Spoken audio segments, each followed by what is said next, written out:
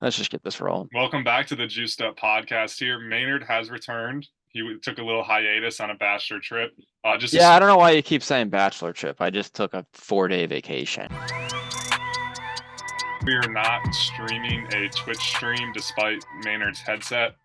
He has some audio issues. So, Are you good now? You good making this about all my issues and no, we're I good? didn't want to make that disclaimer. It looks like we're about to. Yeah, the headset. I get the headset. It either looks like I'm somewhere in between a ninja stream or a business meeting. But I mean, Nard's carving out time on his lunch break here. So, we. no, for as much crap as I get about just I mean, we're just hoping the audio and the visual are better. So at this point, if I look like I'll dress up in a clown costume if it means that's something else. If it Whatever means drives that you. we actually get, if long as we actually get the juiced up podcast experience to be somewhat watchable.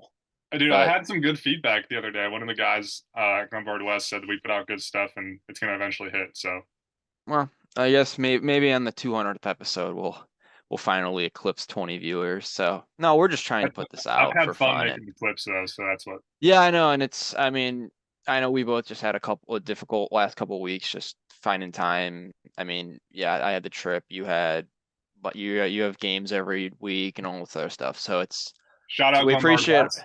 We yeah, won we our first. appreciate everybody tuning into your rants, tuning into. So we're just trying to get stuff out there at this point. And if anyone has any suggestions, just feel free to let us know what we can talk about. But The boys won their first official game. We would won a 3 inning ball game that got called due to weather, but first 7 inning win yesterday. A little yeah, come from behind victory, down 4-0. yeah, Go good seven for you four. guys. Good Yeah, for you guys. but yeah, the games have been rolling. So before we get into this, talk a little bit about your trip. Where'd you go? What'd you do? Because you had a, I mean, that was a sweet trip. I was jealous. Yeah, no, so I flew out to California. I was with a friend and we played the world famous links at Victoria as featured in a Bob Does Sports video. So we walk in and the joke is the course is literally it has like a if you look up links at Victoria, it has like a 1.8 review on Yelp. Wait, I And got. literally we walk into the pro shop and the guy the first of all there's some guy in front of us, some boomer who's like in a fight with the pro shop guy because I guess on their website it says they give out free balls because it's this free course is so bad that What's with they this Goodyear blimp right there? Did you see yeah, that? there's a Goodyear blimp like right next to it. Yes. But Man, we're I'll already send three you minutes in, and I think we found the clip for the episode. yeah, but we're so we go in, we're waiting like 10 minutes behind this guy. He's fighting over the Hey, it's price 1.9 of this review. Did you leave one. a did you No, leave I was actually I'm going to leave a 5 star at some point just because it was just such a meme. But we literally get onto the course, and I'll send you the video for the clip because the guy in the pro shop after once we're finally the guy in front of us stops fighting with him. He's like, "Yeah, we have the best greens in the county and the worst fairways in the country." that's a And quite we the combo right there. yeah, so that this is like 30 this is like 2 hours after I get off my plane. So my first ball in the fairway, it's literally just on like hard dirt. And then there's all sorts of pictures I got, but like literally there was standing water on the fairways. Oh my It gosh. was just In it was a Cali? disaster. Yeah, it was a disaster. Jeez. Did you get some good clips of that? I did. And then we played a couple other courses. Was able to go to the Grand Canyon on Friday. That was probably the coolest part. Yeah, that's sick. Sh- How Yeah, far shout away out. was that? It was like 2 hours from where we were because we went to Arizona after California. Okay. But I mean, the Grand Canyon, and unfortunately, the day we went, it was like 30 degrees and snowing. Hmm. So what we weren't really in the state to be there the whole day. Mental But toughness. yeah, no, but it's honestly you can pretty much do whatever with it. Like if you want to go hiking and be a total hardo, you can do all of the experiences, or you can literally just sit there and experience. We did see there was one girl because the way that it works, like you obviously are familiar with like the Grand Canyon, like there's like there's like a big it's a huge steep cliff. Yeah. So they have like fenced areas where you can like see everything. Uh-huh. But aside from that, they're pretty liberal with how they like regulate all of the fencing and everything. Like there's places where there's just a couple rocks and trees, and then you can just walk off. Like if you just want to walk off a cliff, you can. Jeez. But we literally saw some like I don't know, 20-something-year-old girl who had like a selfie stick or like a tripod who was like on like the edge. And keep in mind, it's snowing, it's icy, it's slippery, it's windy, and Yeah, she's taking like pictures for social media. So millennials, bro. yeah, just none of our listeners. No, I wasn't getting involved in any of that. So don't. I mean, I know Grant's always about posting content, but you don't need to risk your life on the Grand Canyon to get Yeah, content. no kidding. That doesn't drive engagement. But we had that, and then we went to the Final Four as well. So those were kind of the highlights. But the Final Four I would also recommend too. That's probably, I mean, it would be cool. I know just for what we've talked about, that Omaha College World Series is obviously another bucket list item Have you never that I been think there? to do. I've never been to Omaha, Dude, no, we got. We'll or not have for to the make a final. boys trip. We'll have to see. I mean, I'd want to. That is somewhere that would be cool. I mean, I think at this point, I'd probably want to go for like the championship game, Yeah, I agree. just because I feel like it could be kind of a long week with all I that. forget. Did But they do best of three now, or is it just one game? It's best yeah, of three. because they do that whole double elimination. But yeah, I know last year was kind of a peak for college baseball, but no, Yeah, this year college bas I mean, that's another event I would honestly Final Four is a really good experience because yeah, I don't really have a rooting interest, but it's a really good event for like neutral fans. It's if you can get good prices on tickets, it's definitely worth it. yeah. So yeah, my And the flight Dodgers got game. Saw some yeah, Dodgers live in action. yeah, we saw Otani's first home run. It left the stadium in about 3 seconds. We saw there was a I wonder if he relay bet on. play. I wonder if he bet on that. Yeah, he probably yeah, Ipe's probably got he the 8 million or whatever he's liable for.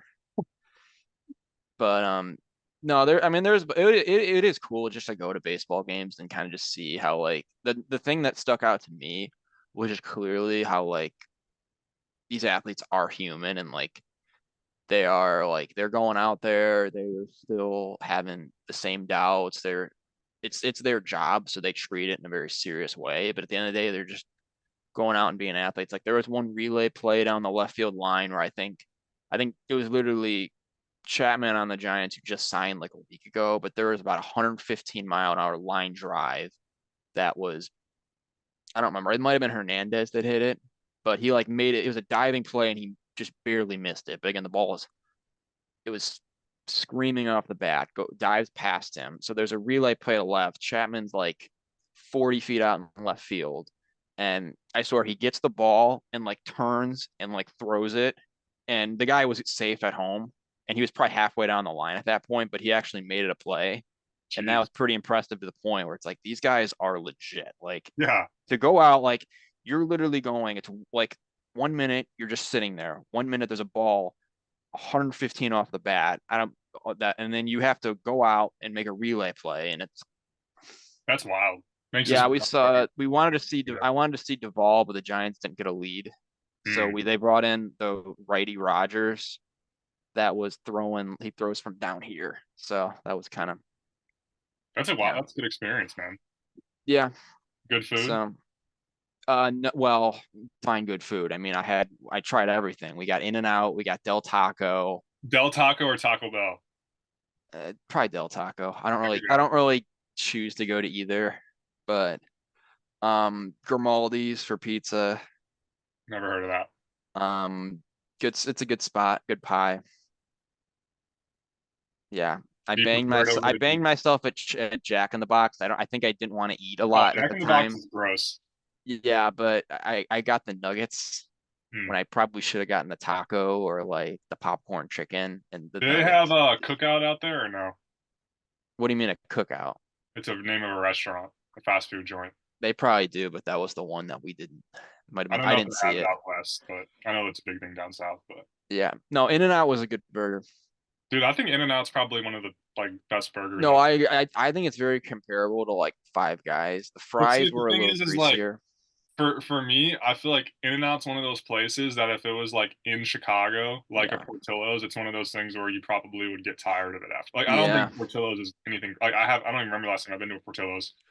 But It like was every probably time with I'm in you. Chicago I mean, or Portillo's. I Never will say that the one that was in Arizona is there were like I saw like 15 Culvers while I was out there. really. Yeah. I not in California, but only in like Arizona and like the suburbs Yeah. of it. But it was just I didn't know that those existed outside of Wisconsin, Illinois, Midwest. Well, that's a good trip debrief right there. Yeah, and a lot of golf, and now I hate golf, and I need a swing change and everything. So I thought I could maybe get better at golf than I was at baseball, but that ship's kind of sailed. So What do you think of the teacher man approach to golf? I was sending you some clips of that yesterday.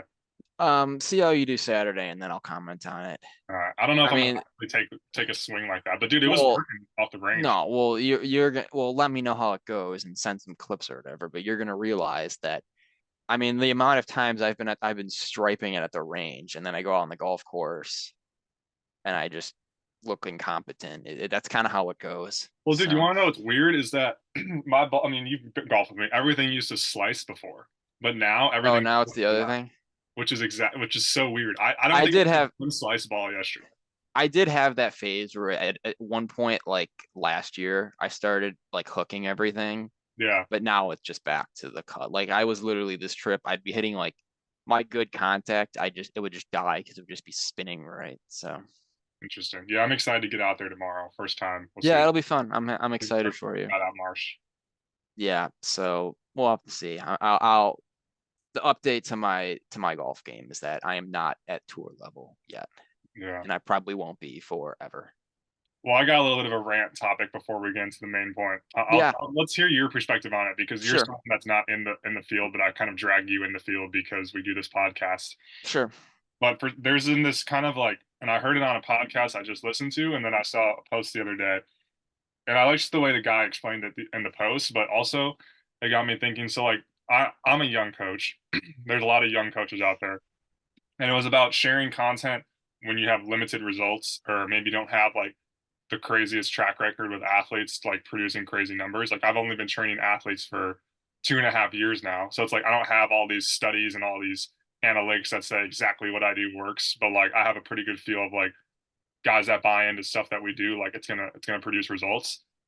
What is your what is your approach to like if you go on social media looking for some sort of aspiration or some sort of like influence, like are you paying attention to like the results that they put out, or are you more concerned of like I like seeing this guy's journey and where he's kind of grown and kind of his thought philosophy is growing over time. Well, I think the first thing is that social media does get overblown. That usually when I'm looking stuff, that if I just think this is good content, this is bad content, more or less, I'm not spending more than 30 seconds of my time thinking of that. So I'm not necessarily thinking about, like, oh, what kind of qualifications does this guy have? What kind of usually when I start seeing one or two that I really like, then you kind of look into it. That's when they kind of decide, do they merit the follow? Are they Mhm. putting a lot of that out? And the one thing that I've realized with, and this goes for a lot of like things in life where it's like experience sort of becomes that qualification, Right. that a lot, and I think content production kind of works just because if you have to necessarily be qualified or have all of the studies or the production, that doesn't necessarily conflict with getting results in or testing out stuff in a study. Like if you're trying to see if what you do, like if you're trying to see if the certain exercises, certain programs are effective for your athletes, you don't necessarily need to test everything and then have a workable theory and then start putting content out. You're more likely to gain a following just by putting things out and tracking that progress. Yeah, that's definitely the side that Yeah. because like for me, like I think authenticity is a really overlooked thing, especially in the fitness industry. Because Yeah. like I talked to a couple guys. I mean, Rami was a prime example. Like he didn't post, and I don't think he did this intentionally, but he didn't post until maybe like a year or 2 years into it. Like he was working with some of the best organizations in the country, but he didn't share any of that. And that's like personal preference. But Hmm. for me, like I think it's almost like weird if all of a sudden I stopped posting for 3 or 4 years and all I'm doing is just like working on my craft and stuff. And then one day Right. I start posting again. I'm training like Javier Baez. Like to me, it's like, well, how did this guy actually get here? Like I'd like to see that growth. You know what I mean? Like I don't Sure. claim to have all the answers on my social media, but all Yeah. I'm really sharing is like what I'm doing with the guys I'm currently working with. And that's gonna change probably 5, 10 years from now. It's probably gonna change months from now. You know what I mean? No, yeah. It's like an evolution of like kind of how you're growing as a coach, or how you're just growing at whatever field you're in.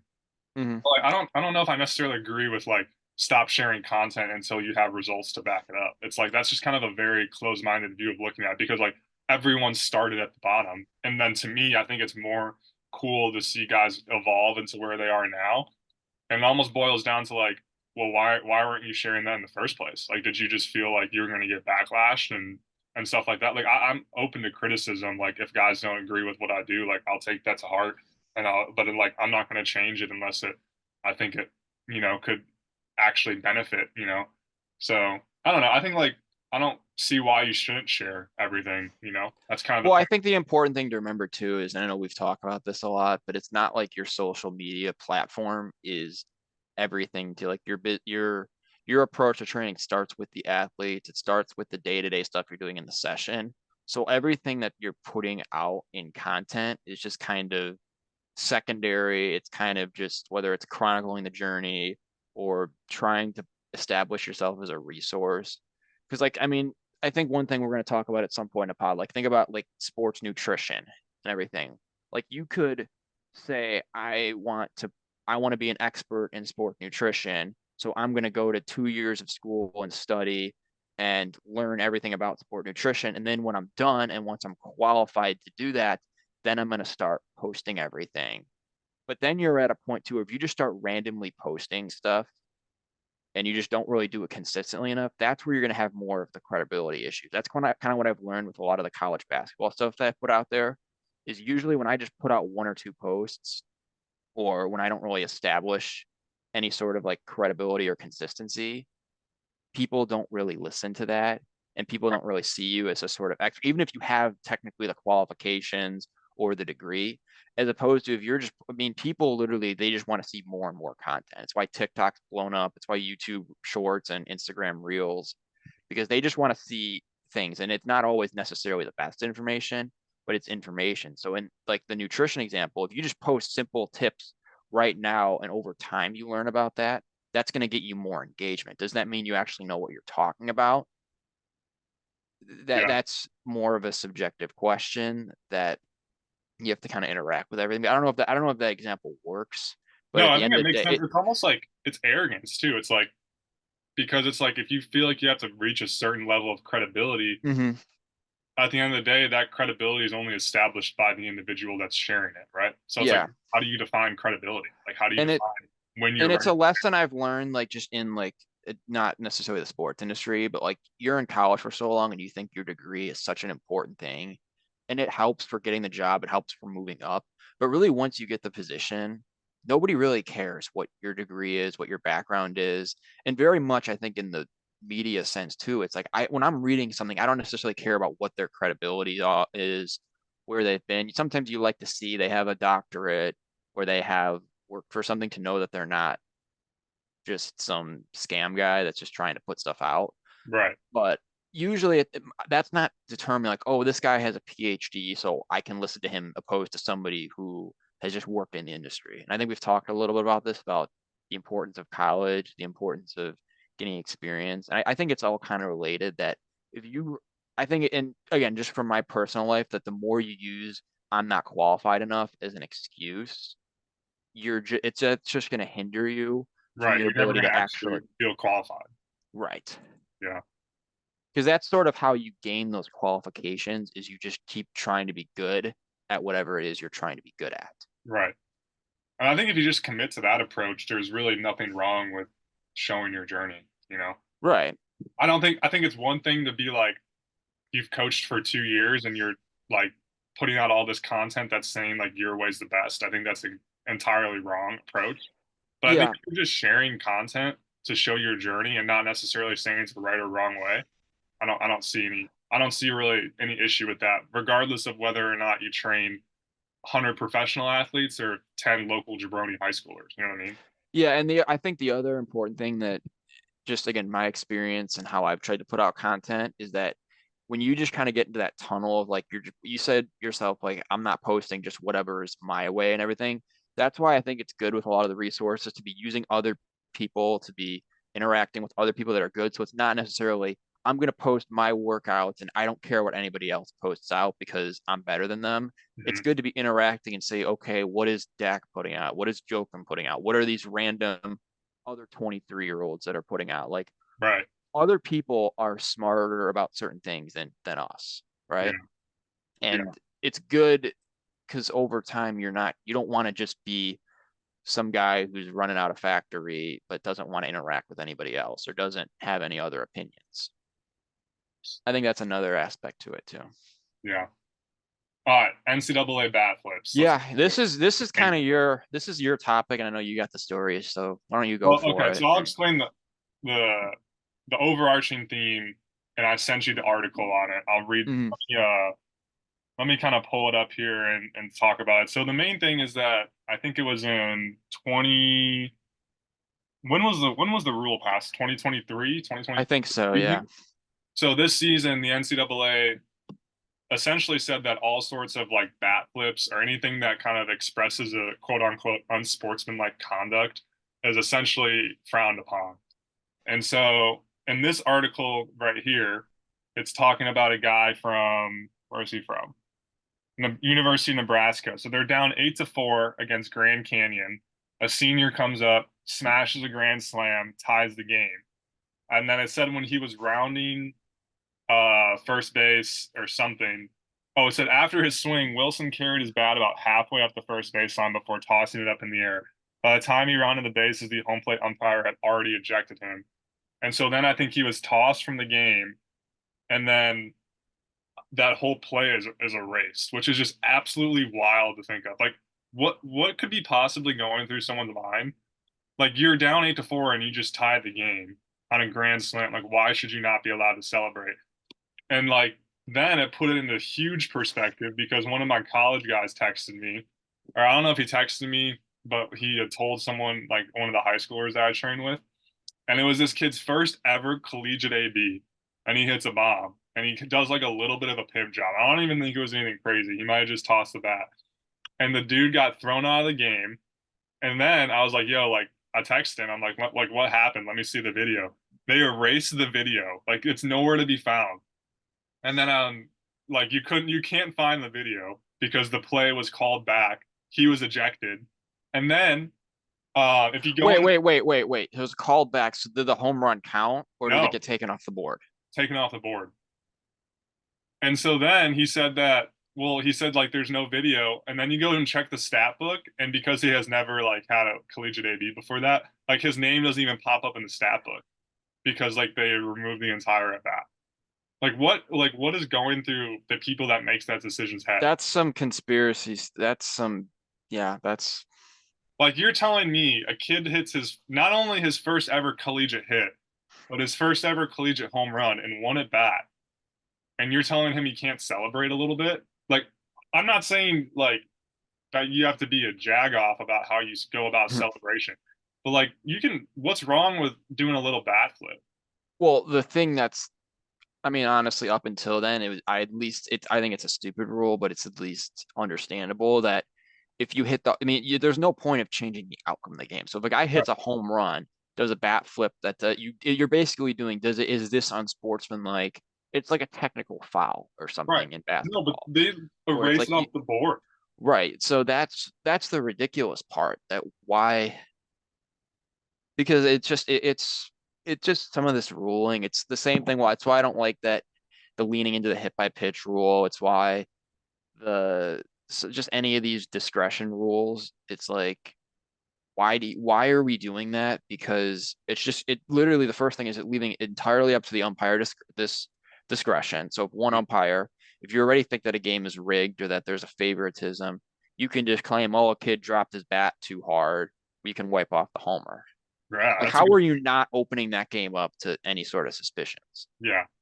Well, and my thing that it boils down to is like, especially for a lot of like these collegiate kids that are trying to make a name for themselves and like make it to the next level, like these kids have trained their entire lives for perhaps that moment.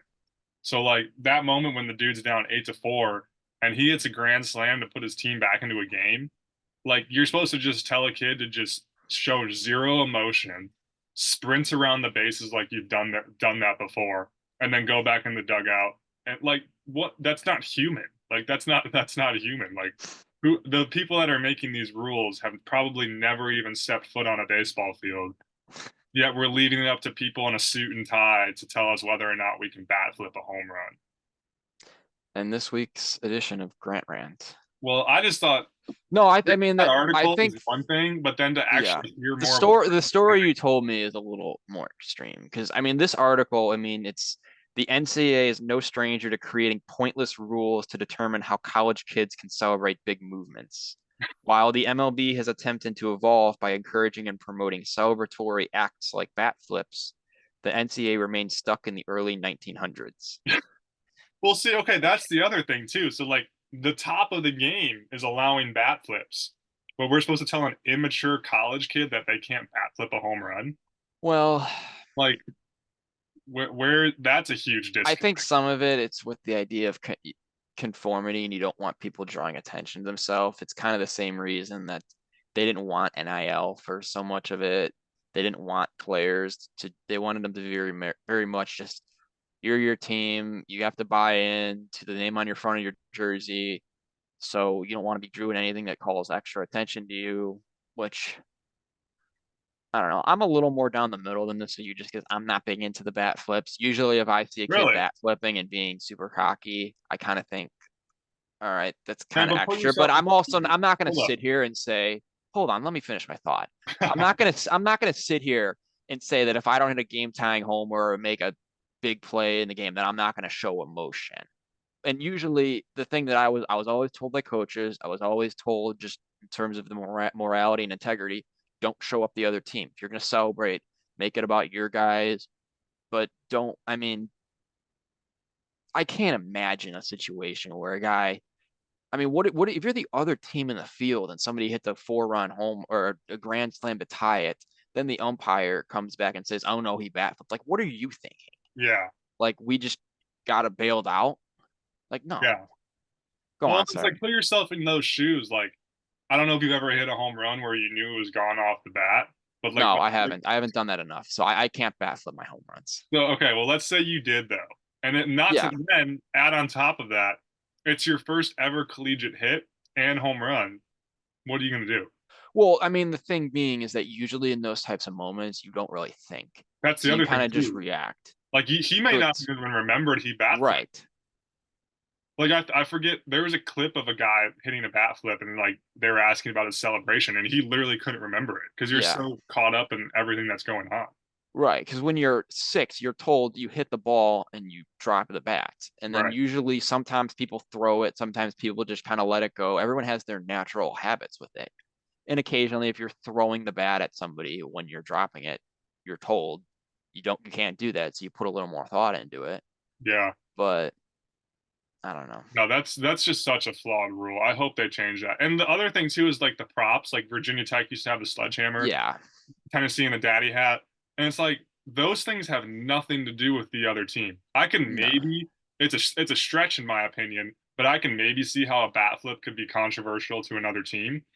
But like, what does celebrating in your own dugout have to do with that? Like, that's just stupid. Yeah, I think it's just we're seeing the power struggle between the whole traditionalists of the game and the non-traditionalists or whatever that word is. Where I mean, I think the one thing me and you have enjoyed, and that a lot of people who've gotten into the college game appreciate, is sort of the raw emotion of it, that people play harder, That's that why I watch college baseball. Though, right. And I man, if don't it's think up to I this, mean, I think if you want to kind of watch robots play, you more go watch the MLB but it's weird. It's almost because like a flip. That's the one thing I don't get. Is like if the MLB is trending in that direction, why does college think that they shouldn't? well. I mean, I don't know if I can say this without getting canceled, but most of the MLB players that we talk about having fun, they're all Dominican, Puerto Rican, Venezuelan. So that sort of flair element is kind of it's more of a cultural thing. It's Right. more so you don't really have that in the NCAA. It's just it's mostly Americans, right? Like Yeah. Fernando Tatis Jr. isn't going. He didn't go to University of Arizona. He Yeah. went from 16 from the streets. Is he Dominican or is he Venezuelan? I don't know, but he's not from America. No, he's no. And then like and that thing is that's so a lot of the college guys that you're taking at the top levels that are going to the pros, they're American born, they're American developed. And I think that's sort of like we have this sort of culture identity of like Americans. that we don't want, like it is the old white guys in the suits that don't want people to show any emotion. They don't want them to show any sort of anything that could be considered controversial. And I mean, it had the MLB kind of had their fights with it with Baez and Tim Anderson, and some of these other guys started being like flashy. Yeah, It was the word, and a lot of people didn't like it for a number of reasons. But then it kind of seemed like the consensus became, okay, just don't do anything that's showing up the other team. If you want to play with emotion, you can say it's your personal style. But right.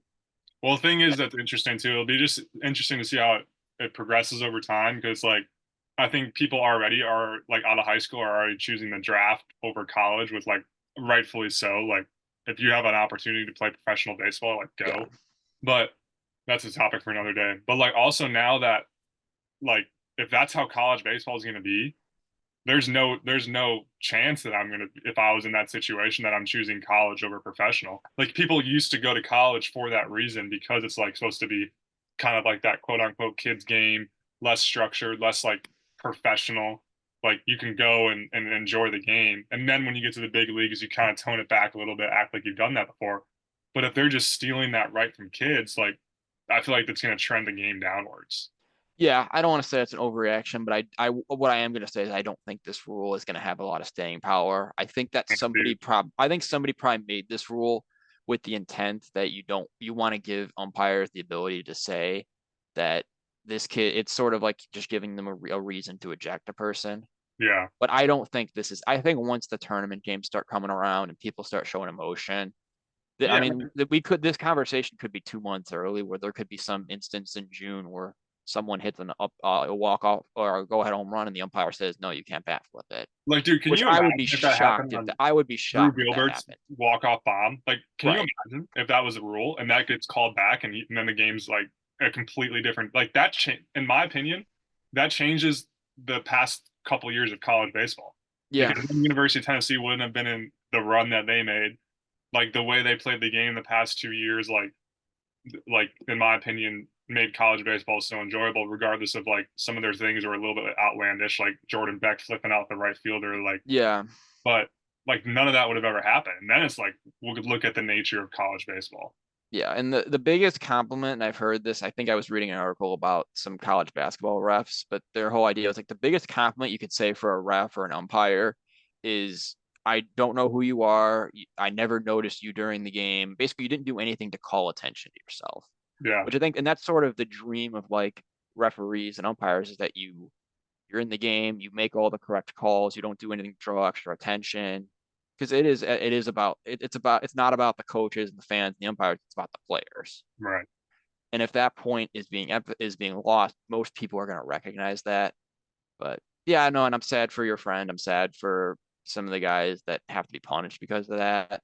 But Yeah. unfortunately, it's just find another Well, way to be we'll resilient keep about it. pushing on Or the JUP until it yeah, actually becomes a thing there. But yeah. But and it's another thing too that your coaches should be able. That should be something that people should regulate. Where if you're going to get ejected for it, just don't do it.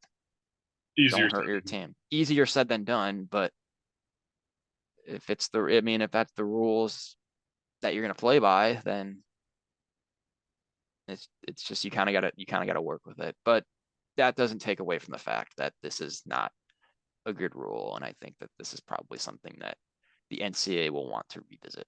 I agree. Well, for all our listeners out there, just know that the JUP is huge advocates of bat flips. So still keep doing your thing. You got anything else on that before we wrap it up here? No, just if you bat flip, make sure it's a home run. That's the other thing too. That's a big feel component right there. Yeah. All right. Well, thank you all for listening. And as always, stay juicy.